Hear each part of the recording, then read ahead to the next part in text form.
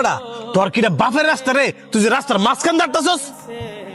ভাই সরি, আমি বুঝতে পারি নাই, কারণ এই রুটে তো সবসময় গাড়ি আসে না। না হলে আমি কেমনে আইছি? তোর শরীরের লগে যদি অনেক গাড়িটা লাগতো, আমার গাড়িটা কি একটা ক্ষতি হইতো তুই জানাস? ভাই আমি সত্যি খেয়াল করি নাই। তো বেখেয়ালি মূল্যের রাস্তা দাঁড়স করে গরম হয়ে থাকতে রস না, কিছু কইলাম না আজকা।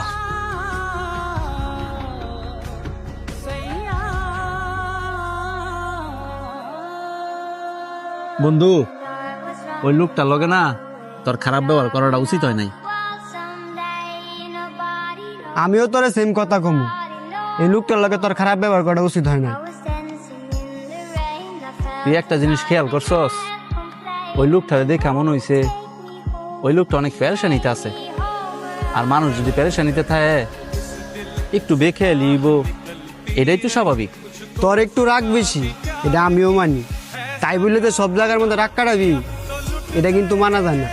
আর আল্লাহ পাক কিন্তু রাগী মানুষকে পছন্দ করে না। আমি আমার ভুলটা বুঝতাম পারছি, এখন তাইলে আমি কি করবো? কি করবি মানে? ওই লোকটা যদি তোরা মাফ না করে, আল্লাহও তোরা মাফ করতো না। এখন তোর উচিত ওই লোকটার কাছে কি মাফ চাওয়া।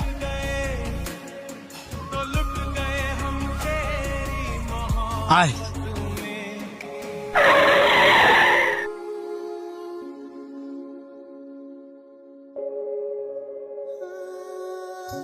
ভাই আপনারা আবার আইলেন যে, আমি কি আবার কোনো ভুল করছি?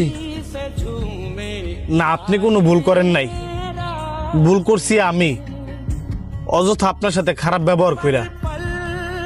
আপনার দোষ না থাকা সত্ত্বেও আপনার গায়ে হাত তুললা। এইভাবে বললেন না, আপনার জায়গায় থেকে আপনি ঠিকই করছেন। আমার এই বেখেয়ালির কারণে আপনার গাড়ির সাথে যদি আমি ধাক্কা খাইতাম, আপনার গাড়ির যেমন ক্ষতি হইতো আমারও ক্ষতি হইতো। আমার বন্ধুটা একটু রাগী, যেই কারণে রাগ কন্ট্রোল করতে না পাইরা আপনার লোক খারাপ ব্যবহার করে লাইছে।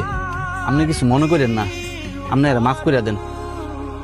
না না, আমি কিছু মনে করি নাই।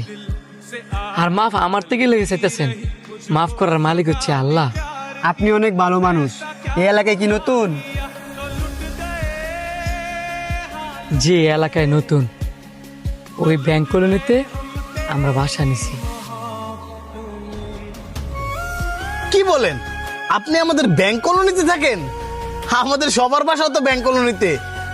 আর আপনি যেহেতু আমাদের এই যে চলেন আজকে তো আমরা বন্ধু হয়ে যাই। কি সৌভাগ্য আমার, আস্তে নাস্তে 3টা বন্ধু হয়ে লাইছি।